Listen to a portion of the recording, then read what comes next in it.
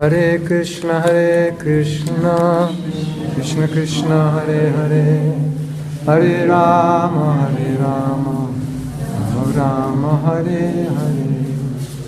Hare Krishna, Krishna Krishna, Hare Hare, Hare Rama, Rama Rama, Hare Hare. I heard this story long ago, long ago, maybe before you were born. In San Francisco, on the altar, there was a deity, and the deity's name was Kartamashi. Kartamashi means the doer. Karta means to do. And it's just a deity of Krishna. He's like, I think he's got his hand on his waist, something like that. Has any of you seen that, Kartamashi? Yeah. So his hand is on his waist, one hand on the waist. Yes? Yeah. And the other hand, what, like this? Or like that? I think he's like this, like the boss. Is that right? Yeah.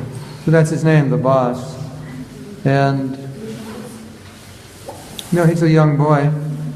Kartamashi is a young boy. And they noticed, he was on the altar, so he was getting prasadam, and they noticed, and Prabhupada, they told Prabhupada, and Prabhupada agreed. Hold on a second. I have to say that again. The deity of Kartamashi, when they first got the deity, it was only like one temple that had him, one or two. I don't know where it came from, but he was on the altar, the boss, or he was around the altar.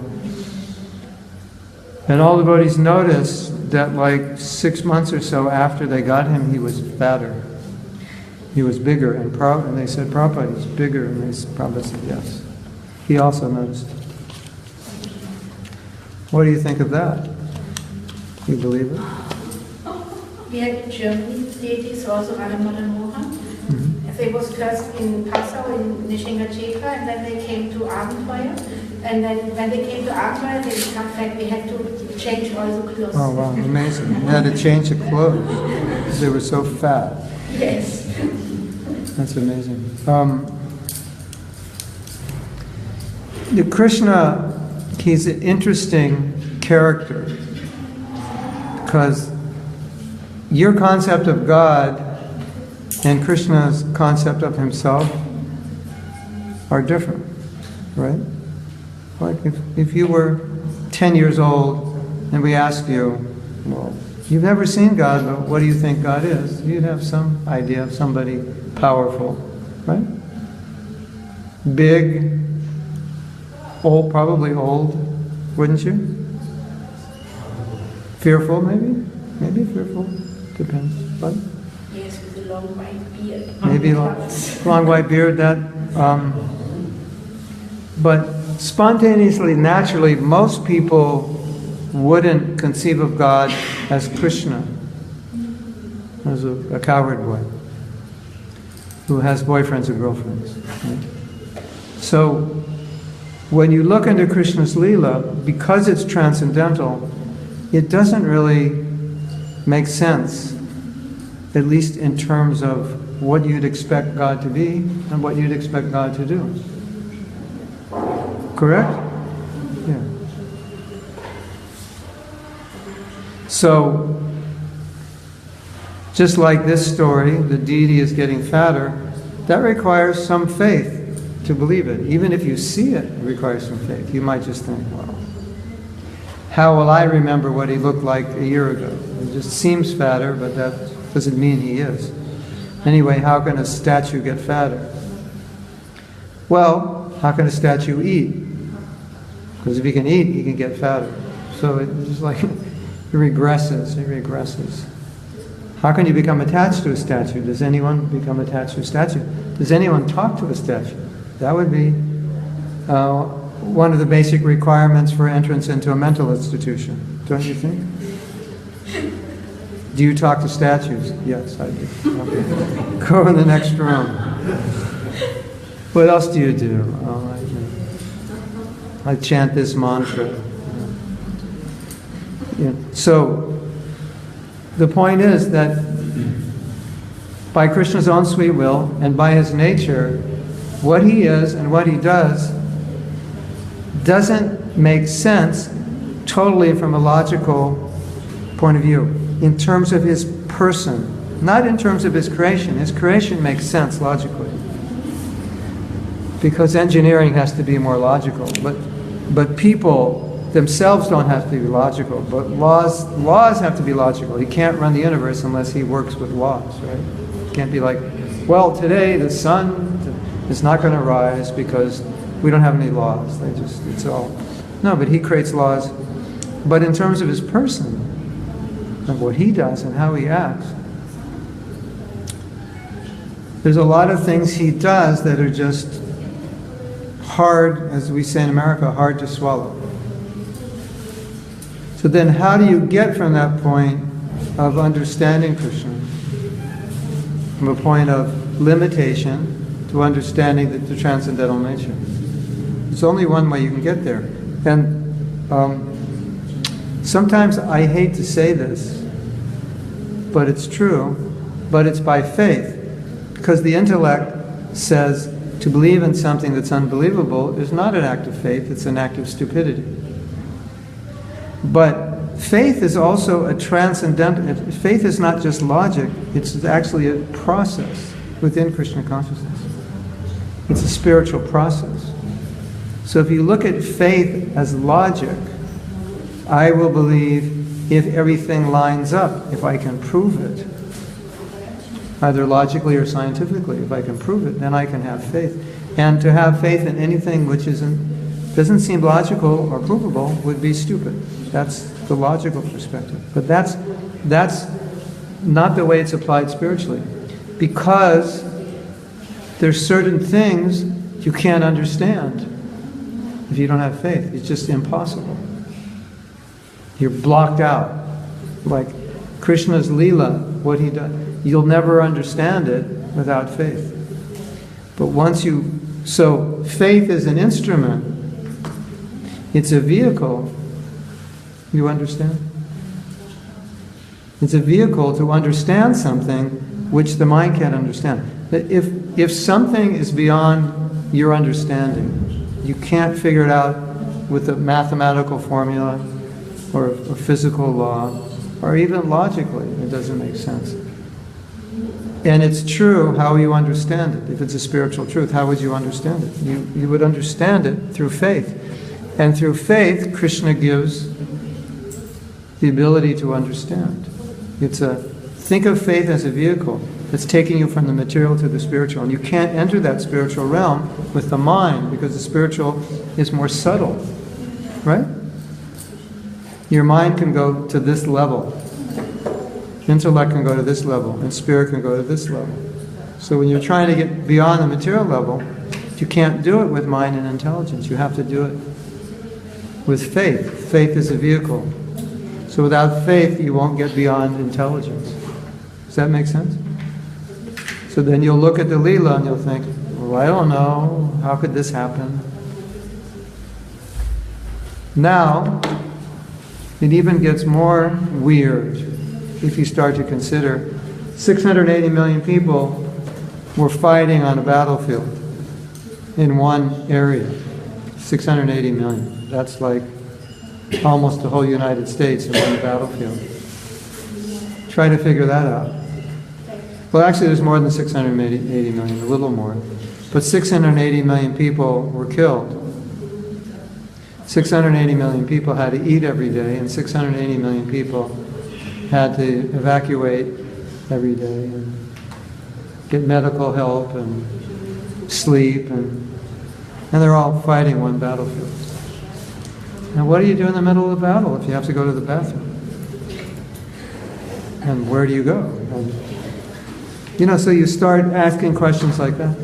And then there's a statement in Bhagavatam that there was a king, he was King Ugrasena, was Krishna's grandfather, I believe, is that right? He had like 4 million or 4 quadrillion, some huge number of bodyguards. How many?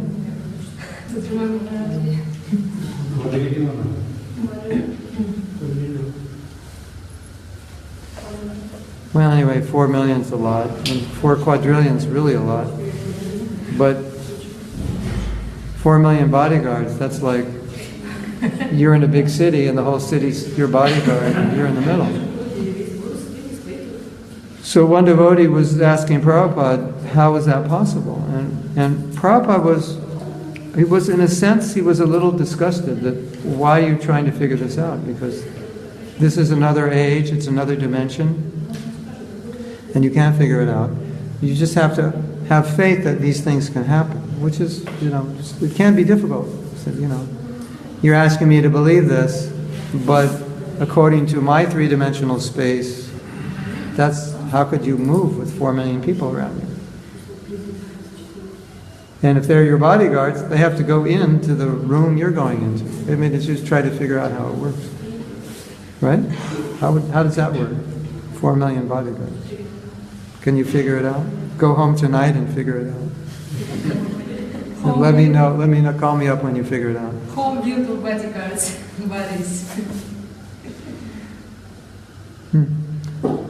So, Prabhupada did not try to explain it to them. And in fact, he saw some lack of faith that they were even asking. Like it's obviously impossible to understand that. So they're asking Prabhupada, they're asking him, Prabhupada saw as a lack of faith. And he didn't answer the question. He said, don't bother understanding. It's there in the Bhagavatam. It doesn't matter for you. But how? But Prabhupada, but how? How could this be? Because you can't get that many people together. And they kept asking. So, Prabhupada wasn't happy with that. Does that make sense? Aside from the fact that it's not that important, but you can get hung up in it and you can lose faith. And so Prabhupada saw that they already had lost some faith, and if they go down that route, they'll lose more faith. Because there's some things you won't understand. Now, our philosophy is, what you can't understand with your mind or intelligence, Krishna can put in your mind intelligence. He can make you understand it. And that's even true of material things. Of material things you can't understand, sometimes Krishna can put the idea in your mind. And if you study anything about the phenomena of inspiration, sometimes information comes to people that was not rationally conceived. It just came as an answer. Here's the answer. Like a theory or a mathematical formula came to them without all the steps, because they were trying to understand something. So Prabhupada said, because they were trying to understand, at some point Krishna said, okay, you're working so hard, I'll give it to you. And there are cases when mathematicians understood something without doing the step-by-step process. It just came to them. And other mathematicians did the step-by-step process to demonstrate all the levels or the stages that you need to understand to fully understand the theory. But that person didn't go through the stages, it just came. So that's a material phenomenon. We're not talking about anything transcendental, just a material phenomenon that someone understood.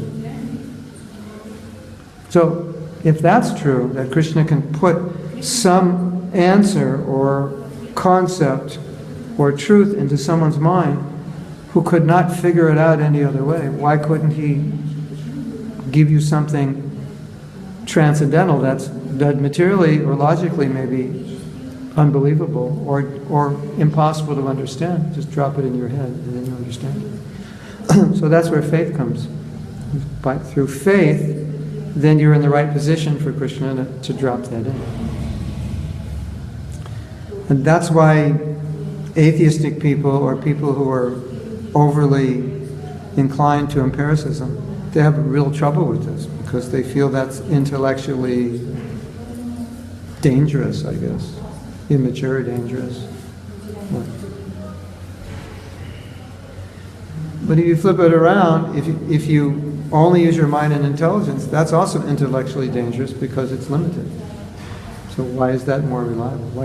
Like if you do any work in psychology, you can go through, you can understand, you can read, and you can go through exercises to realize that the way you see things is the way you see, not the way everybody sees. That your idea of reality may not be real at all. It's just the way you see it.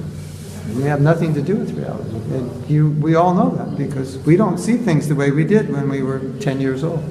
And 20, 30 years from now, you probably won't see things the same way. But in each stage of the way, you're convinced it's true. Isn't it?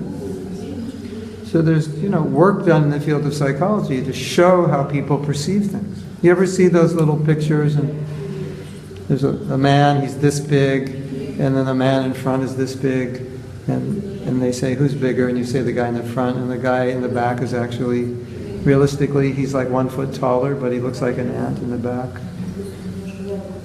You ever seen like that? And, you go to a science museum, all these illusions that something appears, a ball appears to be going this way, but actually it's stationary, and a wheel's going this other way, and makes look the ball go. Things like that. So you think the ball's going around, and it isn't. Right? Or you think it's going this way, actually it's going that way. So, you rely on your mind, your eyes, your intelligence. It's not so intelligent to rely on your intelligence all the time.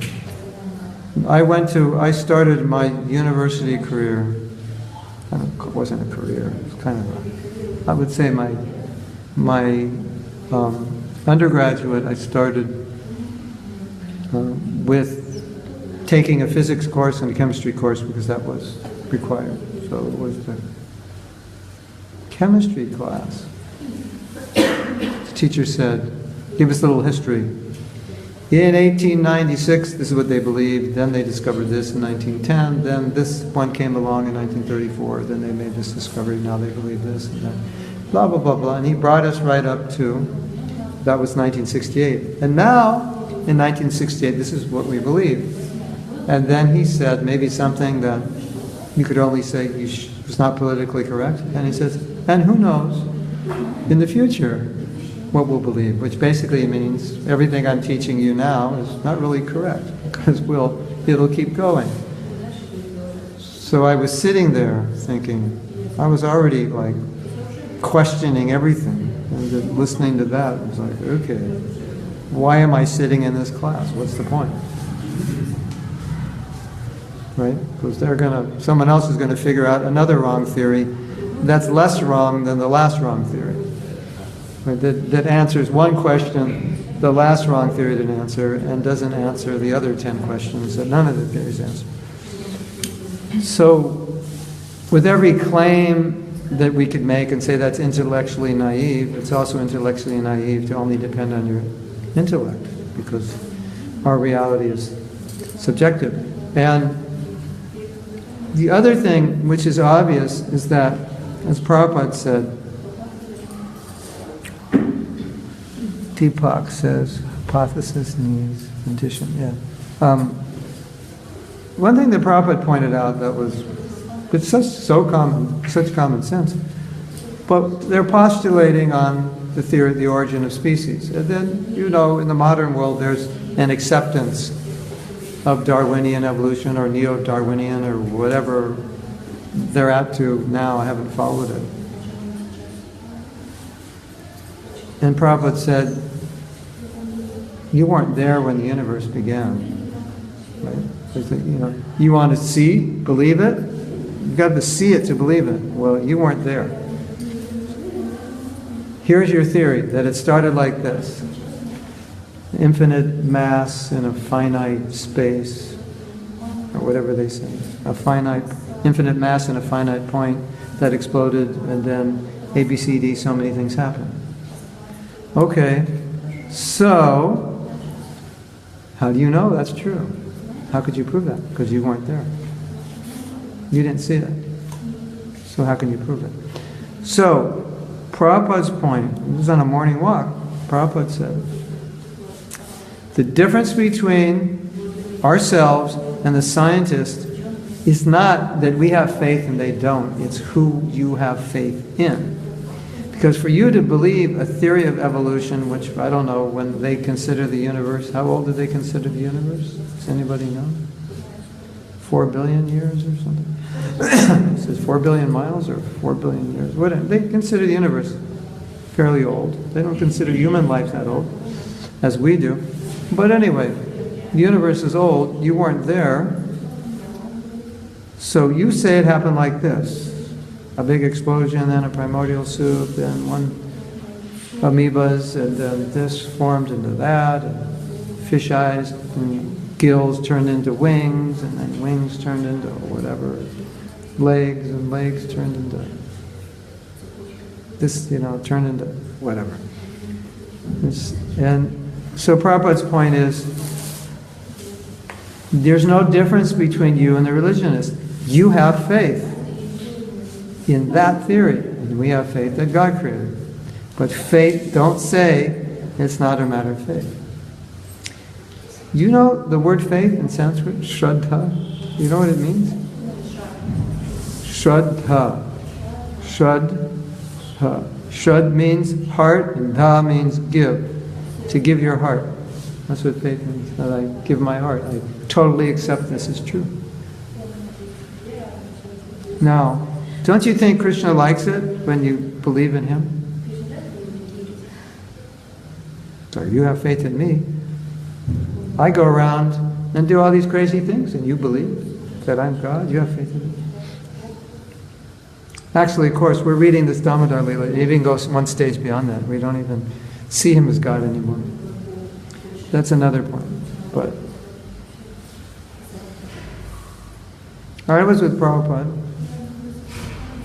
And one of the things that I always found interesting, when I read something in Shastra that was like, wow, that's really out there. And it's like on the periphery of sense and logic and mythology, but it's in Bhagavatam, it's true. You ever have one of those experiences?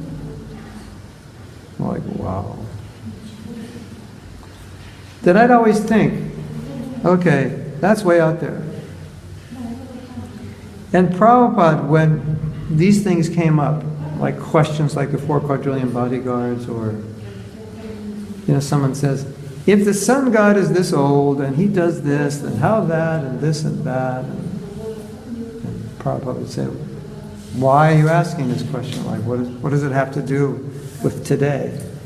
Like, you just got to get up in the morning and chant your rounds. Why this question about the universe traveling this way, the sun god this way, the earth planet this way, and this deity that way? And the devotee responded when Prabhupada asked, the devotee said, because it doesn't make sense. Or we don't have that experience. And Prabhupada said, what is your experience? 25 years on one planet. And how many places have you seen? He said, this is coming from a vision from demigods and sadhus who see the whole universe. So he just blew it off like a kid, a 5-year-old kid asking about calculus. It's like, what are you asking about calculus? You can't even count to 10 yet. Like, how will you understand? You can't. It's your perspective is so small. Does that make sense? Jesus, you said, who are you? You have a little tiny perspective. What do you know? Then you have all these great, most intelligent and renounced saints and gurus making their comments on these stories, right? And you have ordinary conditioned souls making their comments on what the universe is. So I would always think that when I go right to the edge of, wow, this is hard to believe, then I think, here are the greatest philosophers and teachers we've ever known in our tradition commenting, making their comments. And their intelligence is like, their IQ is, they don't have a number for them. What's the highest IQ you can have? 190 or something? What? 180. 180, yeah. So they don't have a number for them. Their IQ is, What kind of IQ do you have to write a book of thousands of verses and write each verse once and never edit it in its perfect Sanskrit. That's more than 180, I think. No editing, you just write it once it's finished. Sanskrit poetry and deep philosophy at the same time. How does that work? So we always have to understand that's the caliber of people that are teaching this.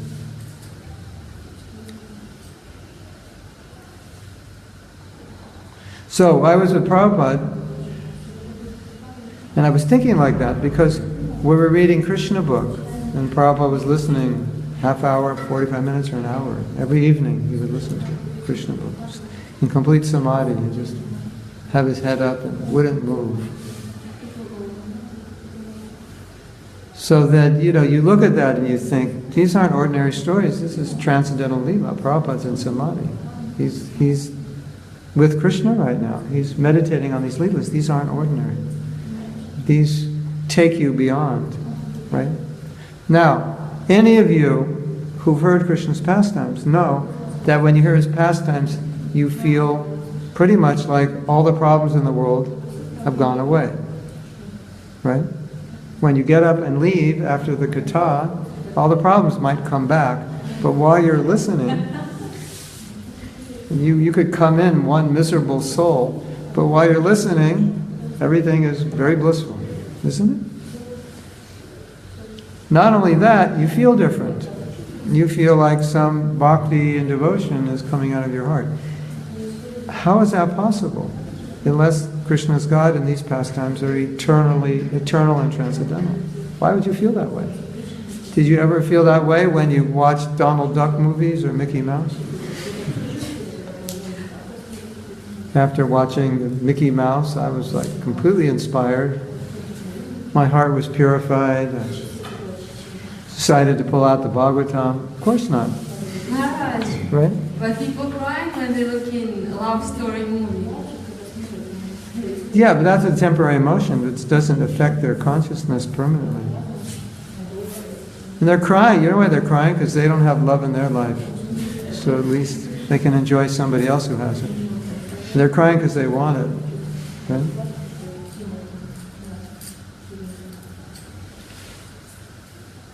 Yes? Yes. But we're hearing Krishna's pastimes, some baby, there must be some cartoon character, baby, right? Krishna. Baby Yui or somebody, some cartoons of babies. And so you hear them, you laugh, you have a good time. But it's not like you become purified, inspired, you have realization. There's philosophy around Mickey Mouse. Shiva Goswami is writing details of why Mickey Mouse moves this way, why Donald Duck says this, the spiritual energies that are controlling these pastimes. It's not like that, right? And so here Krishna is acting like a baby in this Damodar Lila, and these great acharyas are commenting on how all these energies are making this pastime happen. They understand everything. Why Krishna does this, why Jasoda does that, and they're analyzing it in terms of stages of ecstasy and it's a whole science. So either they are completely bewildered in making this all up, or this is real and transcendental. That's the only two choices. Someone have a third choice? Because people who believe it's mythology say it was made up. That's what they say. Anyway, if they made it up, they have they're like light years beyond Shakespeare to make this stuff up. Isn't it? Don't you think? Hare Krishna. So, are you ready for more nectar? Can you tolerate all this nectar? It's pretty heavy. Yeah? Get ready out there, this is going to be heavy.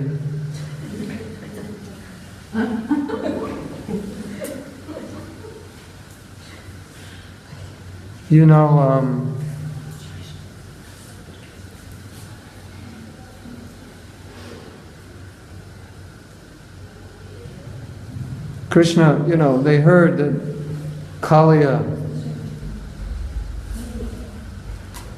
No, they heard this explosion, the trees fell down, so Mother Yasoda came out. she got like, she thought Krishna was hurt or killed immediately. She thought he was damn hurt. She just faint. Just like, love is so intense. You would wonder how you could exist with love that intense. You could faint at any moment. Right? Okay, I'm going to read some things.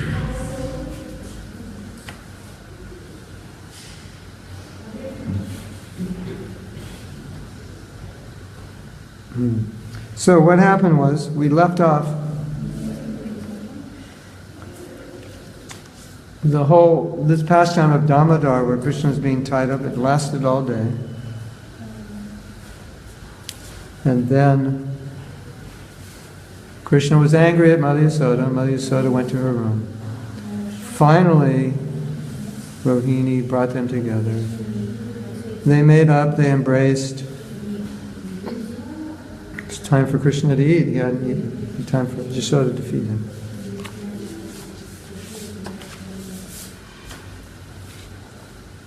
You ready? Rohini said, "Queen, you must now dine with your son, for he has been picking at his supper without your presence." Hearing these words, Yasoda opened her eyes wide and saw that her clever maidservants had set her dining table, and that her most intimate friends were waiting to eat. Balaram rushed to her side, and she embraced him, falling into bliss. She rose to her feet with Krishna still in her arms. With one arm, Krishna embraced Balaram with the other. Krishna sat on her thigh. She took prasadam.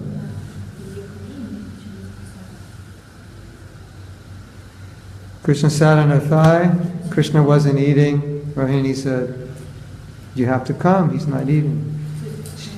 She comes in, puts him on his thigh. Balaram comes. She embraces him, and then she takes, feeds Krishna, takes, eats. Whatever she feeds Krishna, she eats, takes.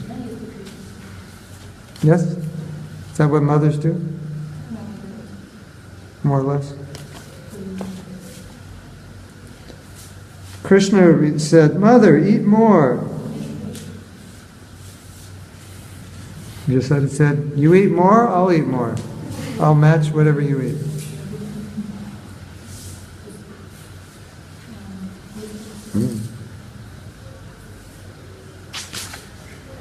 The supper was not just a meal, it was a celebration of reconciliation.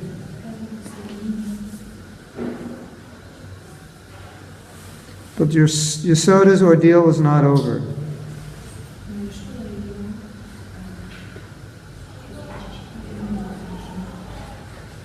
She thought, okay, this is nice, Krishna and we have reconciled. But all these people in Vrindavan, they're upset with me, or I think they're upset with me, because I tied Krishna up. So I have to deal with that.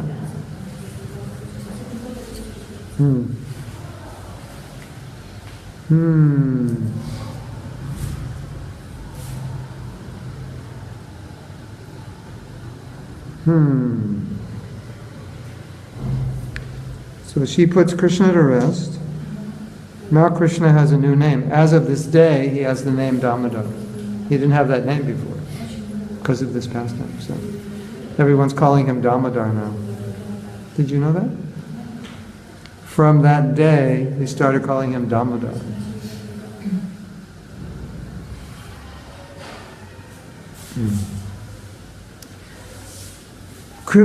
Krishna said, "Mother, will you tell me a bedtime story?" "Yes. What do you want to hear?" "Tell me about Dhruva." "Okay." "Tell me how he went to the forest." "Listen, little lotus. I will tell you about the great-grandson of creation, Dhruva." "I'm listening." "Once his stepmother insulted the prince. So he went to the forest to search out Narayan. He came to Jamuna's bank, not far from here. He ate only leaves with the vow to be the master of the universe. Then what happened? The great Saint Nard appeared before him and initiated him. Then the power with his Diksha mantra, Dhruva was able to see Narayan and become the ruler of the universe. Will I get a Diksha mantra too? When you're a little older. And will Narada be my guru? If not Narada, then his representative. Half asleep, but assertive, Krishna whispered, I want to be initiated by Narada.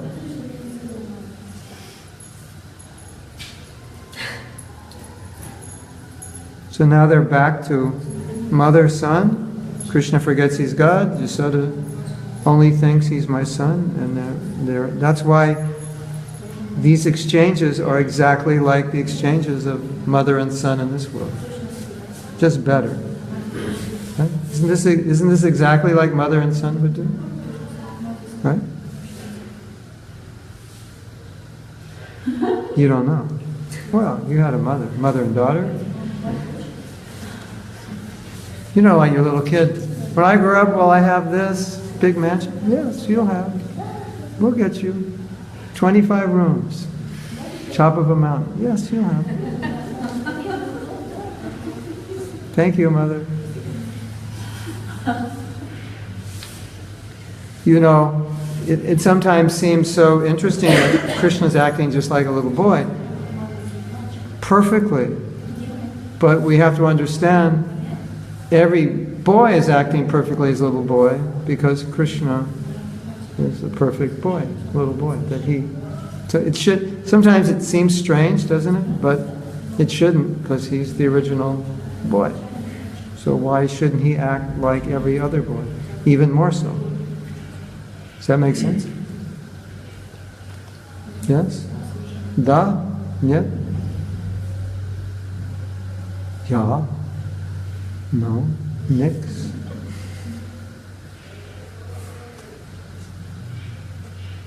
Sometimes we get it backwards, and we hear that Krishna does something and we think, he's acting just like a little boy, like exactly, like every detail. Every move, every bit of the nature of a little boy, the psychology, the feelings, sensitivities. That seems so strange, doesn't it? But if you look at it this way, that's just normal. That's where it all comes from, right? It comes from him. So why would it be weird? You know, like people, if you say God has girlfriends, that's it doesn't get more weird than that, does it? But then if you define God as the origin of everything, then where did the origin of your desire to have a girlfriend come from? If God doesn't have it. Right? So it makes so much sense, but because our conception of God is so moralistic and, I don't want to say materialistic, but logical, sometimes these things don't make sense. God can have girlfriends. Look can you have a girlfriend? Yeah. You're better than God. You can have something he can't have. Does that make sense? I can have and he can't. No, but he was God, he wouldn't. Why not? Because you think he would do with his girlfriends what you would do with your girlfriend. Right? So that's why you think he wouldn't have a girlfriend. You don't know what he does with his girlfriends. It's not what you do with your girlfriends. It has nothing to do with what you do. Right? Do you really love your girlfriend? Do you really love her? Do you really love her? Ladies, this is the test. When the guy says, I love you, you say, okay, I've decided to be celibate my whole life. Do you still love me?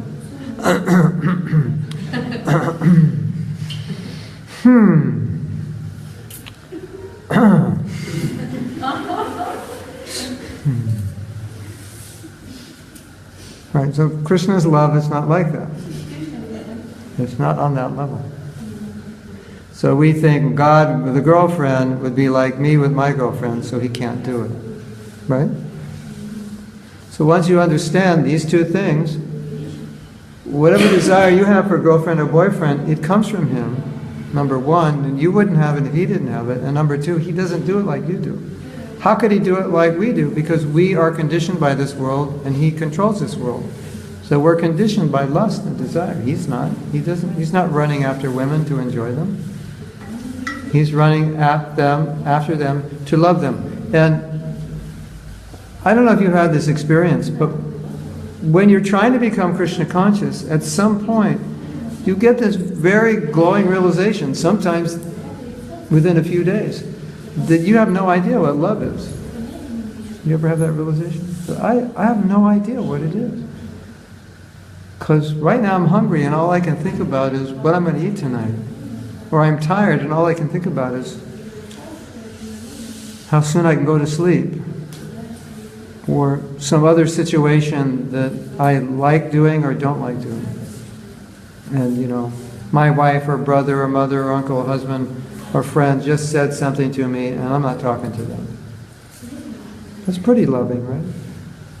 You mean you live with them in the same house, you're not going to talk to them? No, they don't deserve it. So what do we know about love? When you become a devotee, you realize, I know so little about love. Krishna knows about love. So the way he loves is not the way we love because we don't know how to love. So Krishna can have girlfriends, but he knows how to love them. Yes?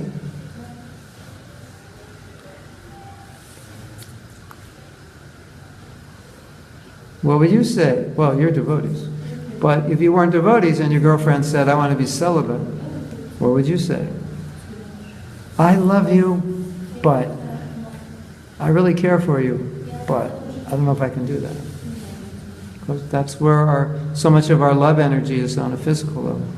So Krishna doesn't have a physical body, so people say, when you say man and woman, what do you think about? You think about what man and woman do here. Hello, Krishna doesn't have a physical body, neither do the gopis. So they don't do the same. They don't enjoy on a physical level because they don't have a physical body. If you didn't have a physical body, you wouldn't be worried about eating, sleeping, mating, and defending, would you? It wouldn't be an issue. You didn't have a physical body, you had a spiritual body, you'd always be blissful, full of knowledge, and eternal. You'd have no fear, no anxiety, no unhappiness. So what would you do with your girlfriend then? It would be a lot different. Right? The same Vaikuntha, they are associates of the Lord, they can be husband and wife, but they have no impulse. They're just serving the Lord as the Lord. They don't have physical bodies, so why would they?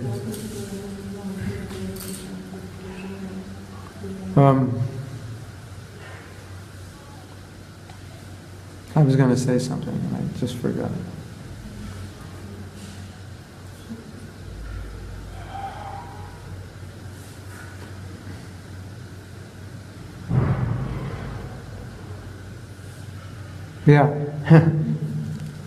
The problem is, we've been discussing this the last few weeks, the problem is love exists beyond the need to gratify oneself sensually. It's above that. So Krishna doesn't have that need. Now,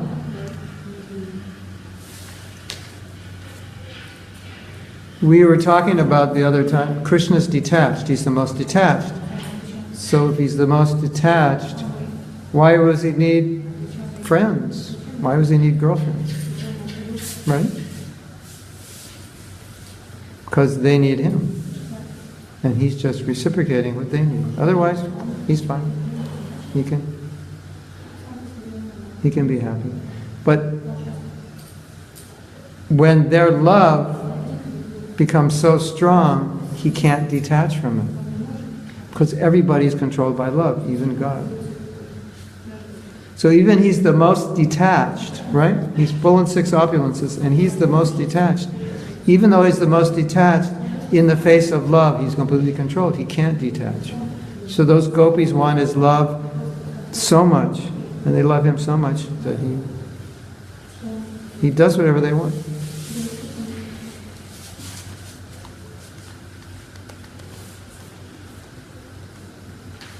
Excuse me, sir, here's a little book. What's it about? It's about God has a girlfriend. In fact, he has a lot of girlfriends. You want to read it? No? Okay. You're asking about movies and love. Okay. You go to a movie, there's a guy and there's a girl, and there's some problem that they have getting together, staying together, working things out. Right?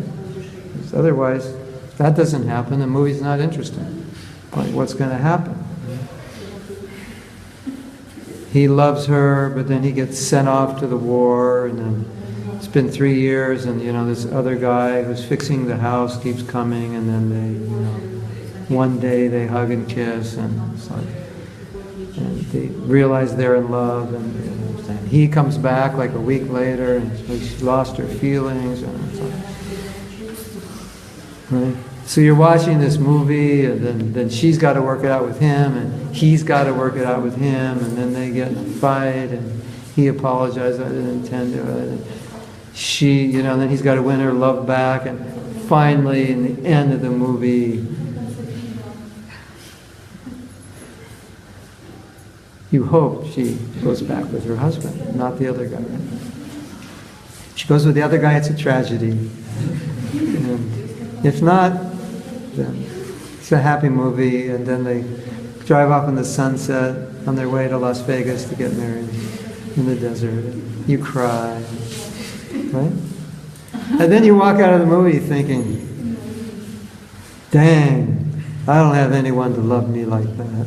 And so you're like happy, but you come out and say, my life is just like, I'm so lonely. Isn't it? Right? Or you come out of the movie and you think, I have to have a relationship. You actually hanker for it more. You want it more. It hasn't pacified your desire for it, it's increased. Or you come out of the movie and think, my husband is an idiot. He didn't act like this guy. If that was my husband, he would have just cut the guy's neck off and thrown me in jail, right? But the point is, everybody likes to see love between man and woman on a screen, like the perfect love, right? And it's so much of a reflection of what Krishna's doing with the gopis. It's perfect.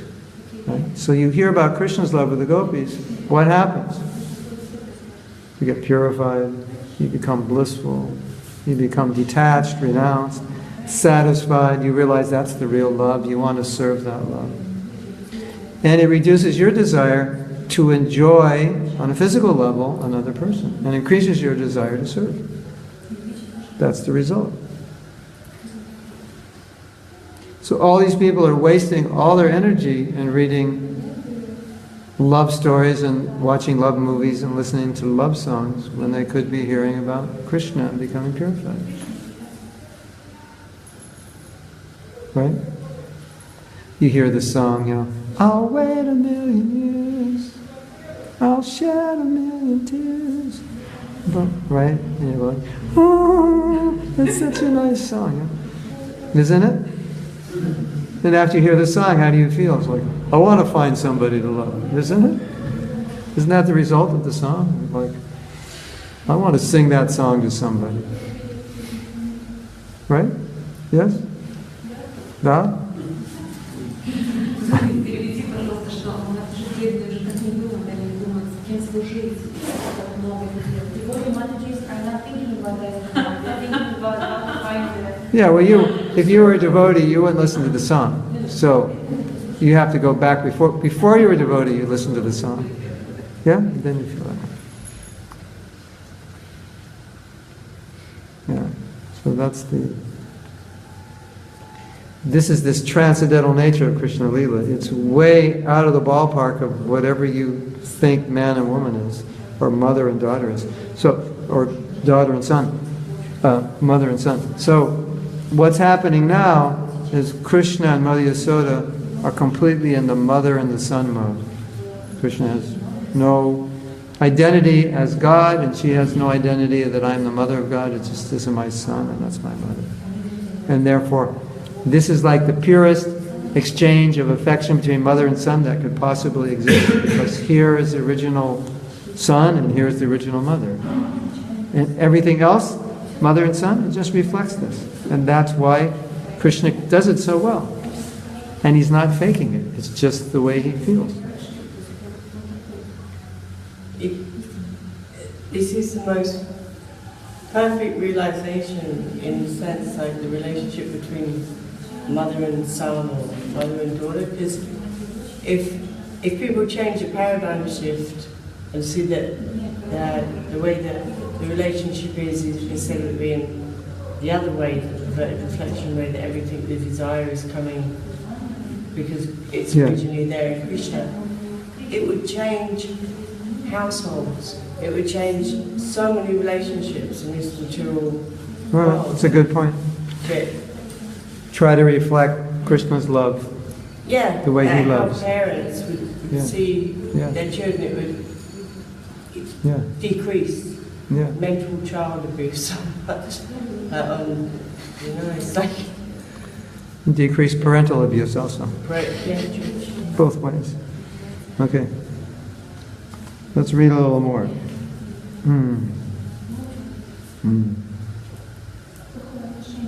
Okay.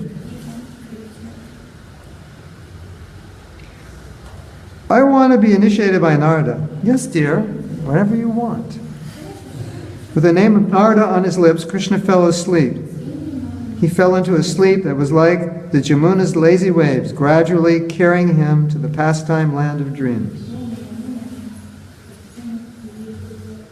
where he was met by Narada Muni and worshipped in ways befitting the Supreme Prince. He dreamt that he met Narada Muni, and Narada Muni was worshipping him. For 3 days, Yasoda remained in her chambers. She was afraid to come out because she thought she was going to be chastised by her husband, Nanda Maharaj, and all the other people for tying Krishna. I mean, you know, like you tied a 3-year-old to a mortar and left him. The MCS might get after you and tell you, you know, if this happens again, you have to leave Mayapur. Right? Imagine you're walking down the street and one 3-year-old's tied to a tree because there's no adults around.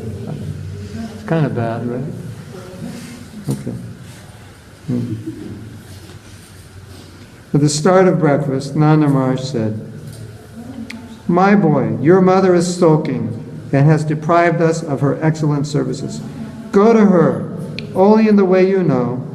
Ask her to again grace my court with her presence. We miss her terribly." So Krishna ran off and then grabbed onto her dress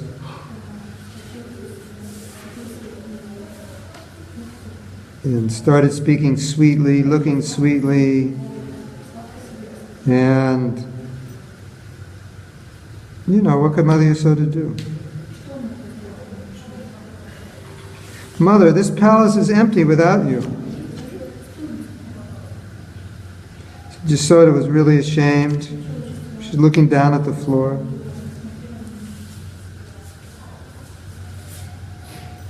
And she's hearing in her mind Nanda Maharaj saying, "You shouldn't have scolded him. He never told her that."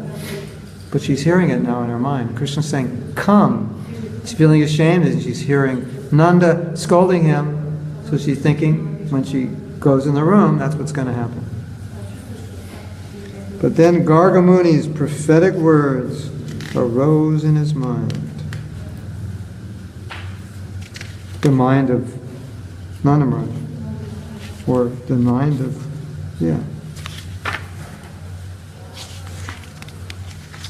"The child of yours is as good as Narayan. He appears in order to protect people and enable them to flourish." The king thought, if Krishna is so powerful, then my wife's conduct must be under higher authority and beyond reproach. So Nanda thought, there's no need for Yasoda to stay alone in the room.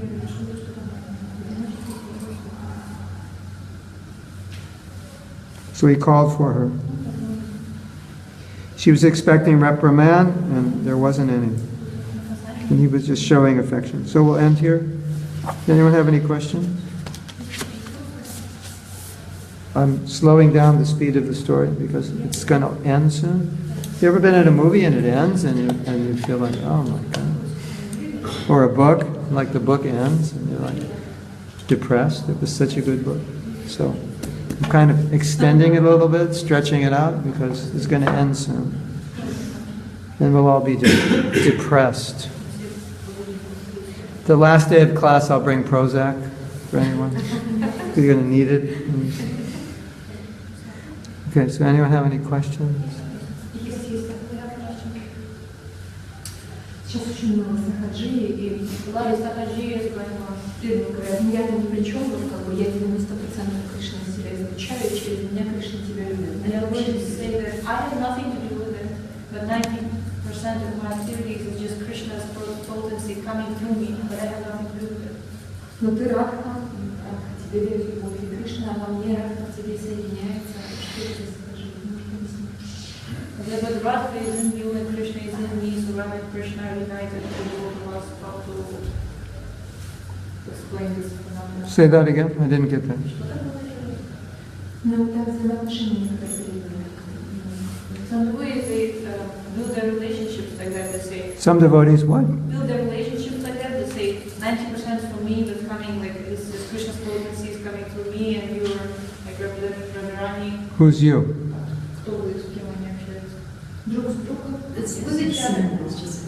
Like a boy and a girl, man and woman, they're saying like 90% is Krishna and 10% is like Radharani. Who says that? Many people are associating with that. In Vrindavan?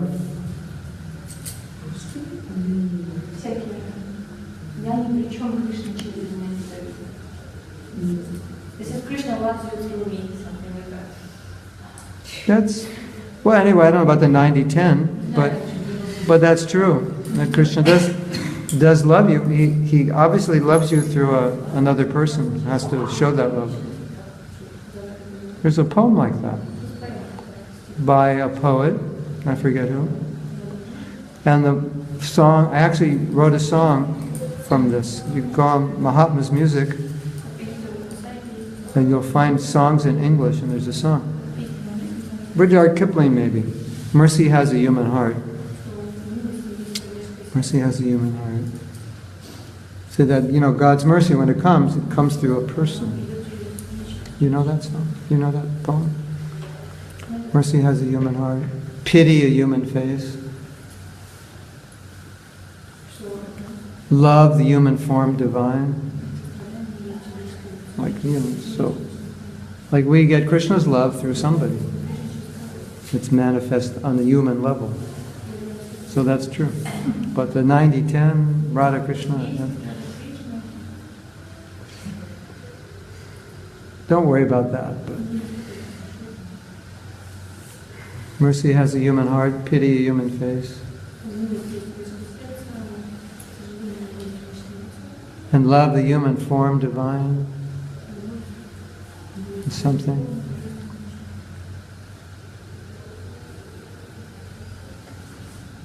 Yeah.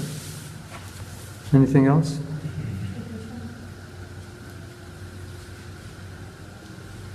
Yes.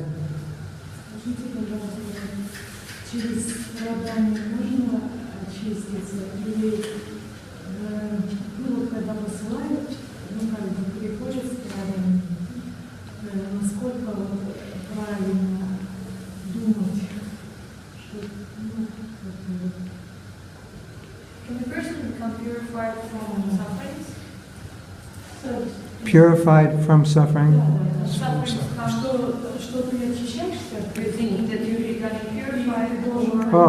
Yeah, through suffering. Be situated above them. Yeah, it depends on you. Depends how you deal with it. Like a lot of times, something strange happens when you suffer. Strange for me, anyway. you go through a really difficult time, and it's so hard, you stop chanting your rounds. Many devotees recently told me they went through some hard times, and they stopped chanting.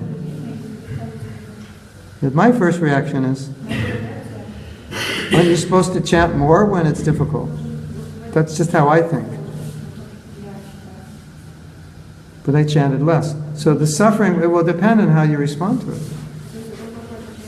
I was suffering so much, it was so difficult, I stopped chanting. I was suffering so much, it was so difficult, I chanted more. Now, ideally, everything that's going on should be an impetus for you to be more Krishna conscious. Should be, if you take it that way. Like I have a disciple, and I was reading a letter that she wrote, and her mother was going through a lot of difficulty, and she's taking care of her mother. It's just really hard for her. So I was saying, Lila, my experience is when I see these difficulties in life, it just brings the teachings of Bhagavad Gita right to the front door. Because Krishna says the nature of the world is that there's difficulty, struggle, suffering. So if it comes to your life, it's like Bhagavad Gita live in your doorstep. Playing. Bhagavad Gita live, playing in your home tonight. Isn't it? But usually we want to run away from it because it's not pleasant. But I like to see it and just say, okay, Krishna, you're showing me what you teach in the Gita, so I should really pay attention and use this to just clarify my intelligence, that this is actually the way the world is. You know, like if you get drunk, why do you get drunk? So you can forget what the world's like. Right? If you drink enough of these bottles or whatever, glasses of beer or wine or whatever, after a while, you'll forget all your troubles. For 6 hours maybe. Right? I don't want you to experiment and see if it works, but it does. So sometimes life is like that. When things are difficult, we want to run away from it. But you could just look at it and say, wow, Krishna, you're really right. The world is not so good. And you're letting me see that. And I want to allow myself to become purified by that. And be reminded of that. Because if I'm reminded of it, it makes it easier for me to be a devotee. Because what makes it hard to be a devotee is thinking there's something other than Krishna. So Krishna sends misery to my life, and I see that and I think, when you don't have Krishna, this is what you have, these troubles. I think, I bet I need Krishna, because otherwise I'm going to have this problem. Does that make sense? Yes? Sense? So if you take it that way, it can work for you. If you take it the other way, then you could even lose faith in Krishna. And that's unfortunate, because you could use it, that situation, to help you. You ever have I had this amazing experience in Vrindavan in October. And this is a health warning for all of you. Do not eat unripened persimmons. You know, what's the Russian name for persimmon? Do not eat unripened persimmons. And I confirmed this with another devotee. Because when they're unripe, they get caught somewhere in some tube or esophagus or... So I was eating one, and you ever have that? Yes. I was eating one, and I was choking. I couldn't, I was like, and then my breath would stop and I couldn't breathe. And then I'd get a little more breath and it would stop. And it kept getting worse. And I was alone in the room. And it kept getting harder and harder to breathe. So my thinking was, it hit a point where I could still breathe. So then I drank water and it made it worse. I was like, oh no, you know, like I can't scream, there's no one around. Oh, save me. I think you're actually supposed to bang them in the chest or something. So anyway, it was getting harder and harder to breathe. And it was at this point that I was thinking, if it gets any harder, I'm going to die right here, right now. Because it was like, you know, have you ever been in a situation you're trying to breathe and you can't? It's pretty scary. Because it only takes a few minutes to suffocate. Right? So anyway, I belched and everything was fine. So somehow the air and... So now, if you're an ordinary non-devotee, you know, you think, oh God, thank you for saving me. And you get inspired to like really appreciate life, which means I need to go out and enjoy and appreciate the fact that I'm alive, because I don't enjoy enough. Isn't it? Something like that. So that was pretty scary. That was probably, other than one time a guy had a gun in my forehead. And this time, those were the two closest time I came to death. Well, one time the van spun around on the cliff. That was pretty close. But I was asleep, so I didn't really realize I could have died. So when I woke up, I was still alive. But that's pretty scary, isn't it? You get up, you know, like you could have just died today. Or actually, I got out of a car, and I opened the door, and I was about to get out, and the car ran into the door. So if I would have got out 1 second earlier, I probably wouldn't be here right now talking to you. The car would have just smashed into me and smashed me into the car. So when you have those experiences, if you're a devotee, it's supposed to make you think, okay, this world, Krishna is right. It's not, you know, I know there's nice flowers here and nice beaches and nice, beautiful people and really delicious pizza and everything, but I can't forget the other side. So when that other side comes, we'll say, thank you, Krishna, for reminding me. It becomes an impetus. You know, I'm trying to enjoy this world. I'm a man, right?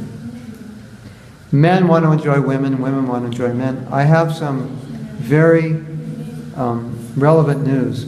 The more you try to enjoy a man, or the more you try to enjoy a woman, the more you suffer. The more you try to serve them, the more you enjoy them. Guaranteed, it works every time. You have experience? You serve your husband, you're happy. You try to enjoy him, it doesn't work. The world wasn't created that way. So when you try to enjoy something, what does Krishna do? He makes you suffer, so you realize that is not the way to enjoy it. You enjoy by serving. Does that make sense?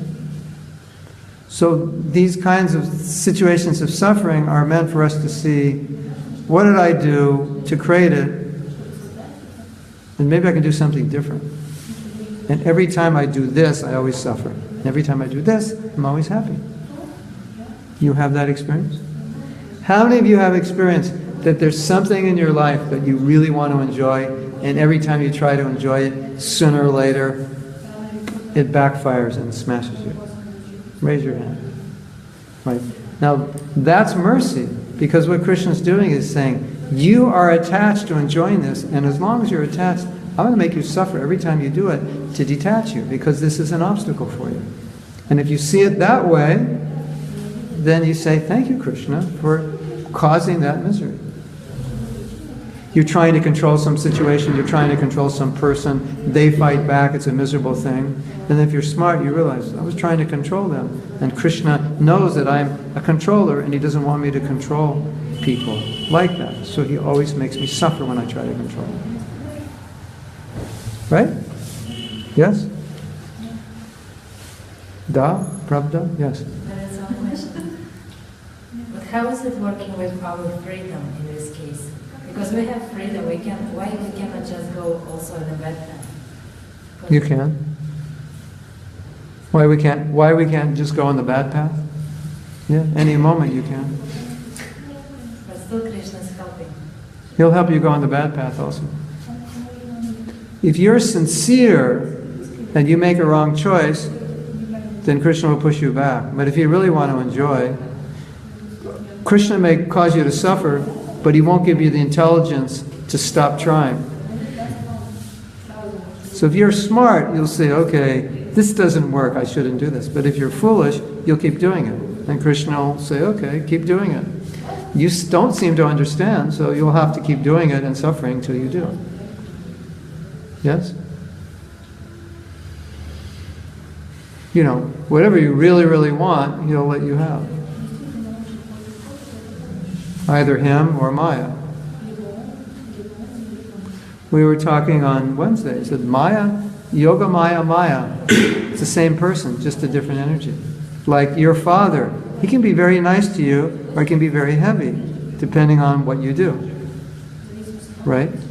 You come home with this really degraded guy when you're a teenager, your father's going to be really upset with you.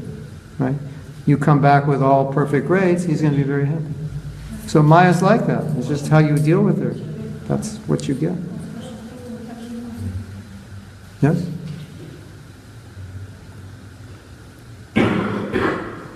You get what you pay for. You want to buy Maya, she comes at a big discount price. You want to buy Krishna, that's expensive. More people shop at the discount store than the high-end store. Right? So, okay? Is everybody happy?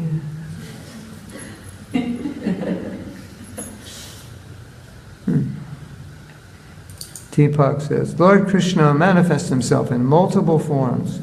Prabha, Vaibhav, Prakash, to satisfy our all mothers in Rasa, Lila, and Dwarka. Yeah. Krishna has something for everybody. A form just for you. Krishna has the perfect form for you. The perfect relationship, everything. Just the way you want it. But, as we said last Saturday, this machine up here, it's clogged up. It takes time to clear it out so we can think straight. We don't think so straight. I know I stuck my hand in fire and it burned. Let me try to stick it in this way. Maybe if you go from this side, it won't burn. Maybe if you do it this way, it won't burn. And it burned again. From so many years in the material world, the wires in the brain got crossed up. So like all the spiritual wires, they're all burned out. They're not functioning. Chant Hare Krishna, they come back together. And then you go, oh, okay. So let me see if I got this right.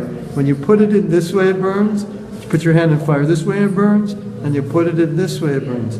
Okay, I guess I shouldn't put my hand in fire. You know, that takes you like 3 quadrillion years to figure that out. That's material life, isn't it? That's just the reality we're in. It's going to take time before our intelligence starts to function well. And Maya can come at any moment and pour some gunk in your brain and, you know, the wires don't work anymore if you're not careful. If you want her to, she will. And you know what? If she doesn't pour gunk in your brain so you don't understand this, you can't really enjoy materially. Because, you know, if you always know that material life is not good, you can't be happy. Here, I'm going to serve out ice cream and cake tonight. And we're going to do a little prayer before we serve it out. And I'm going to read you a paper of how bad ice cream and cake is for you. How it's probably the worst thing you could eat, ever. And I'm going to go into detail of how it's destroying every organ in your body. And are you going to enjoy it now? Yeah.